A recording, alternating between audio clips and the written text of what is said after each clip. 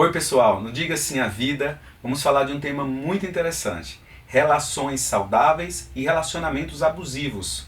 Como nasce, como constrói e como se transforma com o Dr. Antônio Maspoli.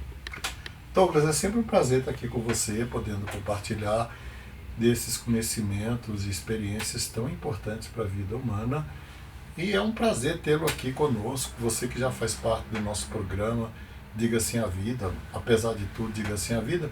Mas, Douglas, as pessoas não percebem, mas elas nascem dentro de um relacionamento. É só olhar para o próprio umbigo que você sabe que nasceu dentro de um relacionamento.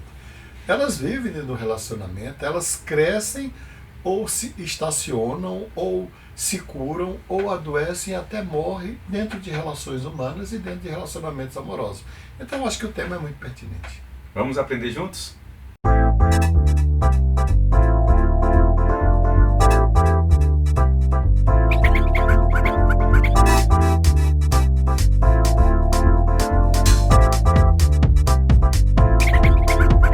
Mestre, como nascem as relações, como surgem as conexões? Esta é uma boa pergunta porque as pessoas pensam que elas escolhem as relações e, na verdade, elas são escolhidas pelas relações. Elas são escolhidas? Não é a gente que escolhe? Não. Se fosse a gente que escolhesse, se nós escolhêssemos, nós escolheríamos sempre as melhores relações, as relações mais saudáveis.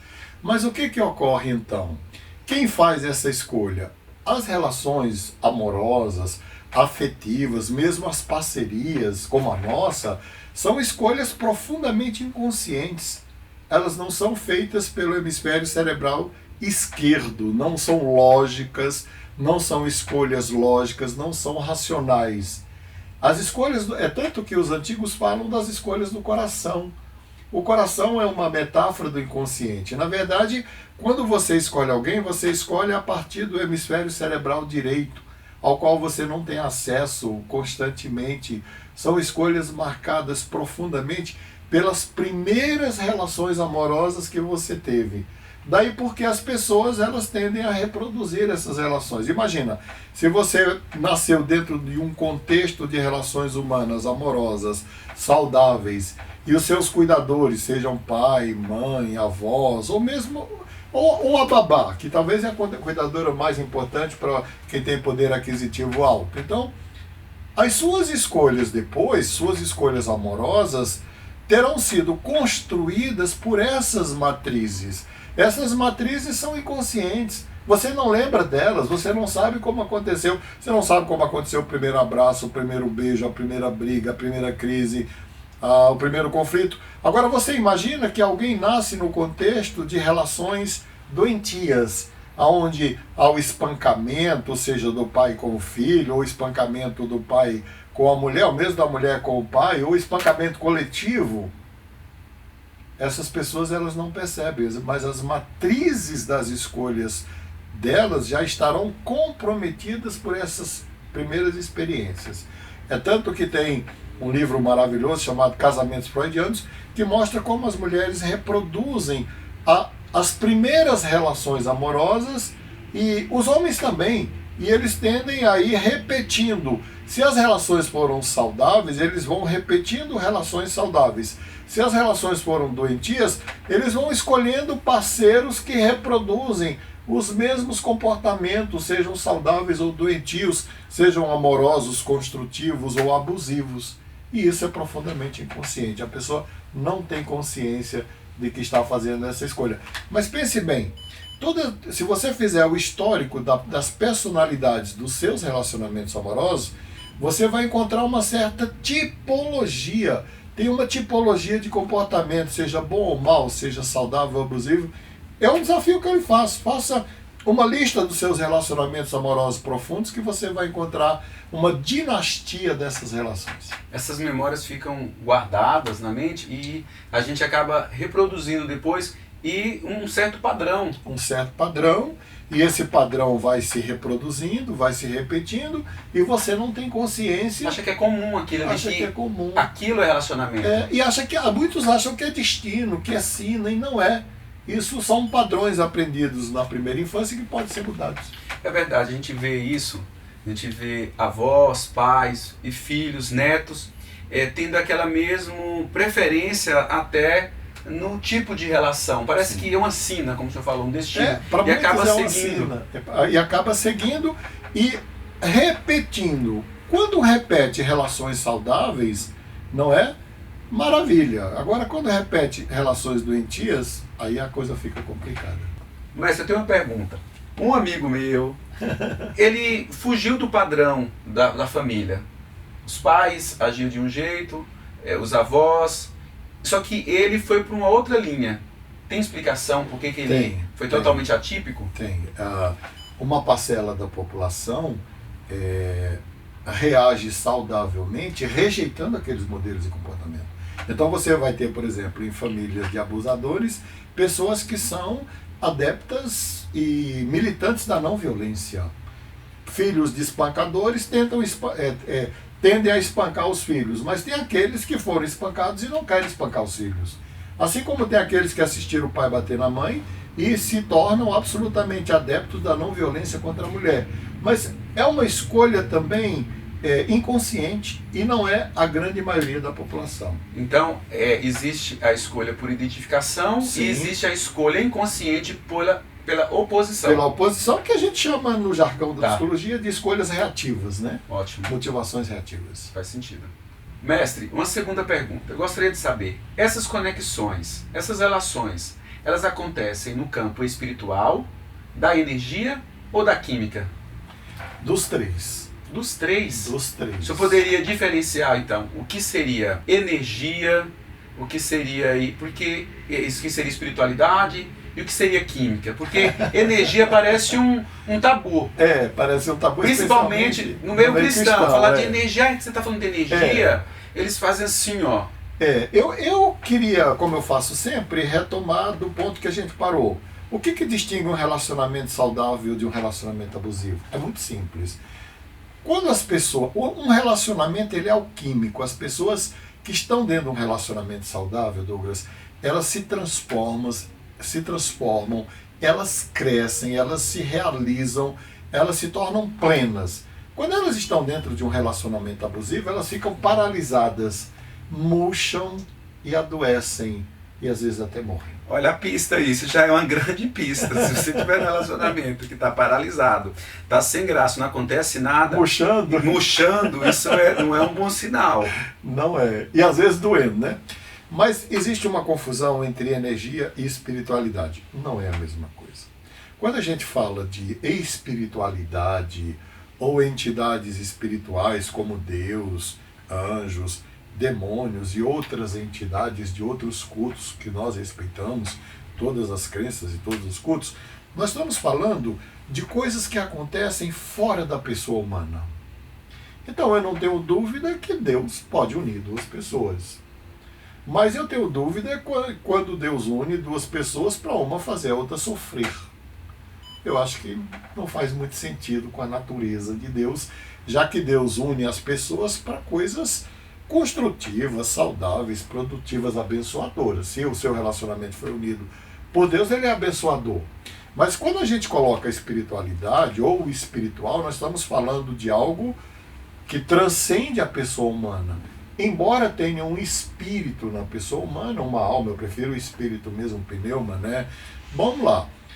É claro que tem pessoas que se unem pela comunhão espiritual, que tem comunhão de alma. O povo até usa uma expressão alma gêmea, não é? Eu não gosto muito dessa expressão porque ela é muito genérica, mas tudo bem, são comunhão. Um relacionamento pleno, claro que ele tem que ter espiritualidade e casamento e união espiritual. Mas não é só isso, né? E eu tiraria essas influências externas, especialmente na vida do cristão. Se é um cristão mesmo, então ele tem que ser dirigido por Deus, não é? Não por essas interferências malignas, ou seja lá o que for. Mas quando você pensa que um relacionamento ele tem três bases, é espiritual. Eu sempre penso no relacionamento como um triângulo. Deus é a base e os dois que estão dentro daquele relacionamento. Legal, muito bom. Não é uma boa imagem? Sim. Então, mas olha, mas tem a química também. A química, que é uma coisa tão simples, Você sabe que nossa mente ela funciona por meio dos mediadores químicos. Então existe a química do prazer, do amor, do erotismo, que é a ocitocina. Então quando você está diante de alguém que rola, usando uma expressão bem nossa, que rola uma química, essa química é porque aquela pessoa produziu uma descarga imensa de ocitocina no seu corpo. A sua mente, as sinapses geraram uma quantidade imensa de ocitocina. Isso ocorre com pessoas apaixonadas, daí o encantamento da paixão. Com pessoas que se amam, daí o encantamento do amor. Isso ocorre com o nascimento do filho, do neto. Isso ocorre também com o amigo. E a gente fica tão viciado na ocitocina, é isso que faz a gente querer ficar junto do outro. Só que essa ocitocina nas relações amorosas, excluindo os filhos e os netos, que são eternas, ela tem tempo de duração, dura 7 anos. Daí a famosa crise dos 7 anos, que pode ficar para um outro programa, mas é porque a ocitocina dura 7 anos. Ela pode se renovar, pode renascer. Então quando o povo diz assim, porque tem uma química entre nós, tem mesmo. Essa química tem nome, chama-se ocitocina. Tá. E na questão da energia, seria isso também a questão da energia? É outra coisa. Porque eu percebo que tem pessoas que a gente conversa e depois a gente fica tão legal, fica pra cima, fica animado. E tem pessoas que a gente conversa e nem falou coisas assim negativas, mas ou às vezes falam assim, mas depois a gente fica com a sensação de um cansaço. Já aconteceu isso comigo, por exemplo, eu já percebi isso. Eu acho interessantíssimo pensar sobre isso. Né? E eu queria uma explicação, falei, gente, o que aconteceu? Depois eu fiquei tão pra baixo, tão mal.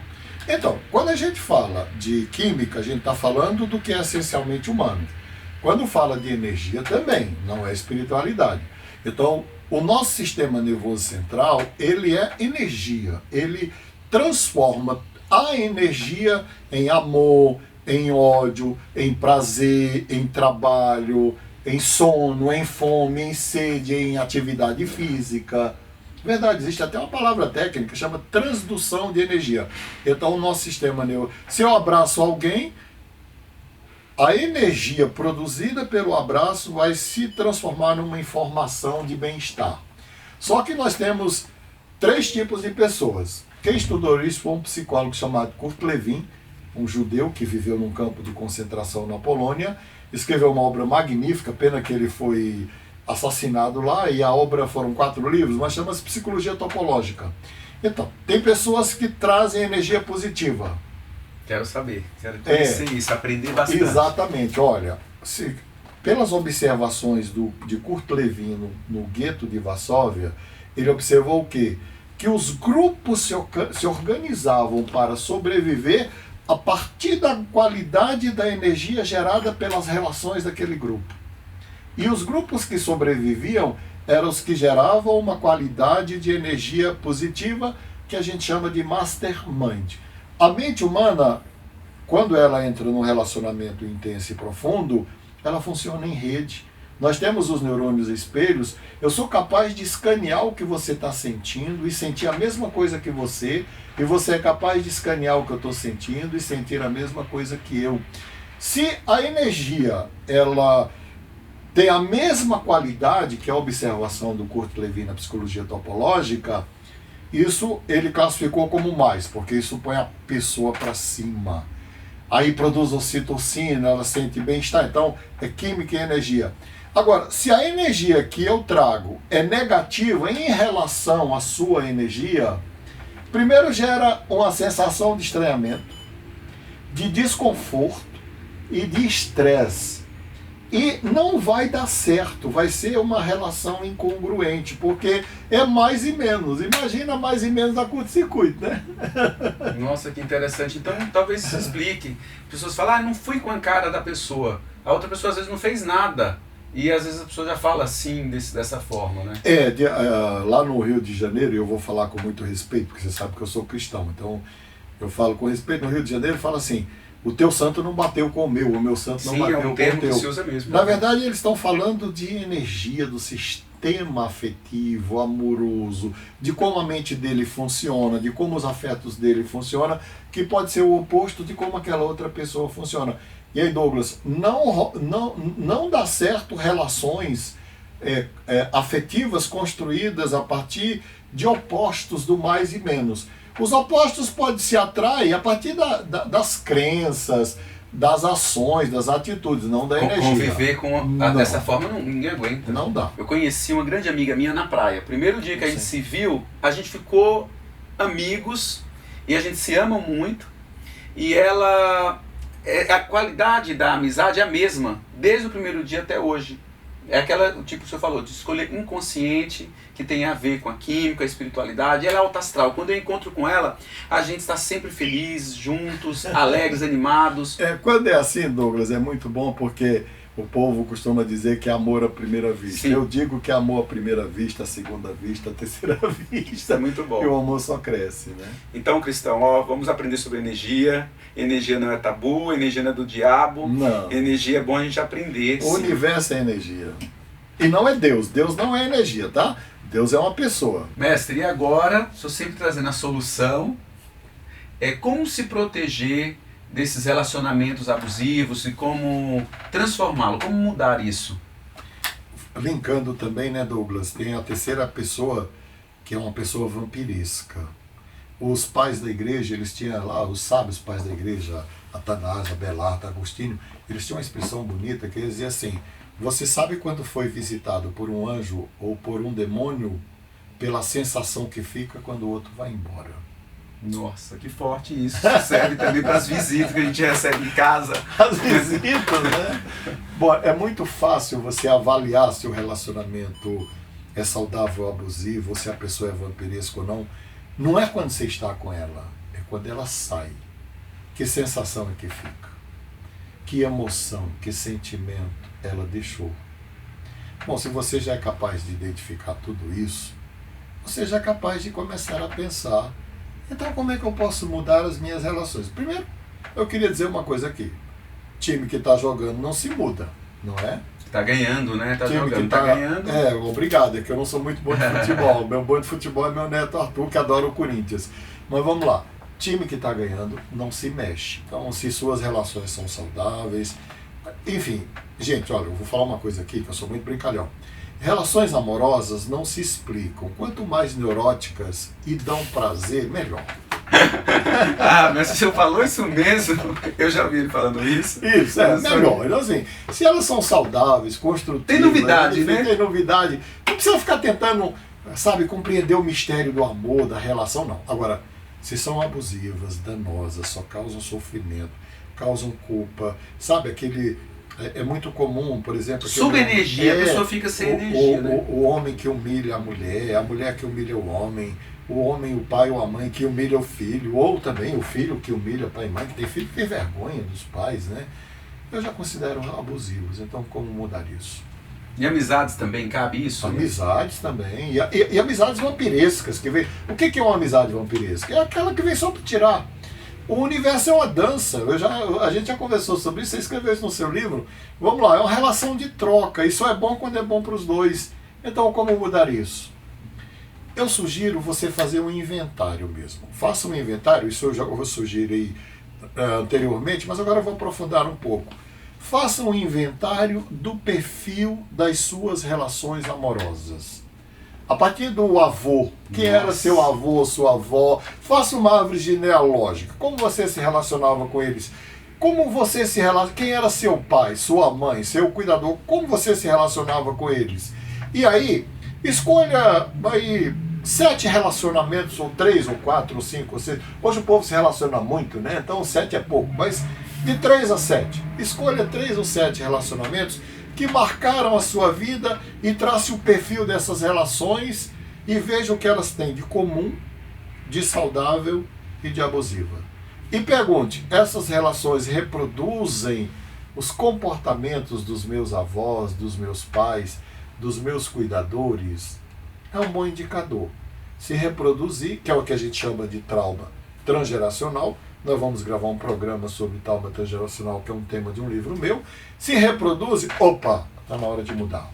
Como mudar? Eu acho que a primeira questão que você pode colocar é: você tem que encontrar forças para quebrar com esse sistema, porque ele é autônomo. Como ele é inconsciente, você tende a reproduzi-lo. Então você tem que ou encontrar força para romper com os relacionamentos abusivos, ou construir uma base para romper com os relacionamentos abusivos, ou para transformá-los, porque às vezes não é necessário romper. Você sabe que eu pessoalmente, você conhece muito bem, sabe que eu pessoalmente sou contra rupturas. A transformação, a metanoia é sempre melhor do que uma ruptura.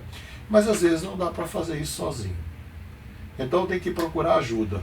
O problema é que quando você procura ajuda dentro de determinadas expressões do cristianismo, os líderes terminam reforçando o comportamento abusivo. Porque dizem, mas homem é assim mesmo, mulher é assim mesmo, né? Mulher tem que sofrer calada, né? Aquelas coisas horríveis que falam, ruim com ele, pior sem ele, não. Não é ruim com ele, pior sem ele, não. Você tem que valorizar a sua própria vida, amar a si mesmo, reconstruir sua autoestima. E quando os casos são extremos, gente, é procurar ajuda. E às vezes até denunciar mesmo. Por que não? Por que você vai apanhar calada ou sofrer calada? Essa coisa, eu vou sofrer calada porque isso é a minha sina. Não, não. Deus não criou ninguém para sofrer calado, não. Os profetas, eles viviam denunciando os abusos, não é? Então, assim, aí é a hora da mudança. Eu digo que uma mudança nesta proporção tem que ser um projeto de vida. Eu vou mudar daqui para frente. E muitas vezes é preciso da ajuda de um profissional. Senão vai ficar sempre repetindo o mesmo Esse padrão. Profissional pode e aí ser, falar, nossa, não dá certo nos relacionamentos. O profissional pode ser o pastor, a pastora, né? O psicólogo, o coach, um terapeuta, um analista, alguém que possa ouvir de forma neutra. Porque se ele já entra tomando partido, se ele já tem os tipos ideais, se ele já sabe quais são os relacionamentos que dão certo, não funciona. E como se proteger de um relacionamento, de uma amizade que já estabeleceu abusiva e você quer dar um basta nessa pessoa porque aquilo está sugando suas energias, está te fazendo mal? Douglas, olha, sua pergunta é muito objetiva e bastante complexa também, né? Eu acho que o primeiro é, sem nenhuma pressa, né, tentar identificar se é isso mesmo, sabe? É tentar separar o que é dele e o que é seu. É você que se sente assim, porque às vezes você pode se sentir assim por outras razões suas, ou é ele que te faz sentir assim. Se você conseguir responder essa pergunta e concluir que é ele que te faz sentir assim, aprenda a dizer não, sabe? Não. Você sabe que dentro de uma relação amorosa cabe o sim, mas cabe também o não. E estas pessoas abusivas, elas não suportam o não. Elas, diante de um não sistemático, consistente, seja assertivo, objetivo, não é? Se a pessoa vem só para tirar, só para tirar, só para tirar, você não precisa discutir isso com ela. Sabe? Criar aquelas DRs que não tem fim, especialmente na pandemia. Começou a DR e não acaba mais. Mas diga não. Comece a dizer não. Se tiver dificuldade para dizer não, diga: eu vou pensar e respondo depois. Eu vou pensar e respondo depois. Essas pessoas vão embora, elas se afastam. Isso serve para todo tipo de relação. Eu aprendi com o mestre. Ele falou que toda relação que a gente não consegue falar não, aquela pessoa já se tornou o seu senhor. Então a gente tem que tomar cuidado, porque a gente acaba falando sim para tudo e ao invés de dizer um não quando deveria. E aceitar o não do outro. Respeitar absolutamente o outro como pessoa humana, não é? Independente se é marido, se é mulher, se é filho, se é neto, se é namorado, namorada, respeitar a integridade do outro, o direito do outro dizer sim e o direito do outro dizer não. Respeitar a privacidade do outro. Se uma relação é saudável, ela suporta isso. Agora, se não suporta isso, aí é procurar um bom terapeuta, ou então sofrer a dor, né? Ficar aí na sofrência por algum tempo. E fica a vida toda, né? Se não tratar. Se não tratar, fica a vida toda e fica repetindo. Mas se não conseguir transformar aquela relação, é melhor ficar na sofrência, procurar ajuda e partir para outra. Esse foi o Diga Assim a Vida. Traga seus questionamentos, comente no nosso canal do YouTube, que o mestre vai tentar responder. Sim, nós estamos aqui para aprender. A cada encontro nós podemos aprofundar um desses temas que pode mudar a nossa forma de pensar para mudar a nossa forma de sentir e agir diante da vida. Dê a sua sugestão, apesar de tudo, diga sim à vida. Diga sim ao nosso canal também.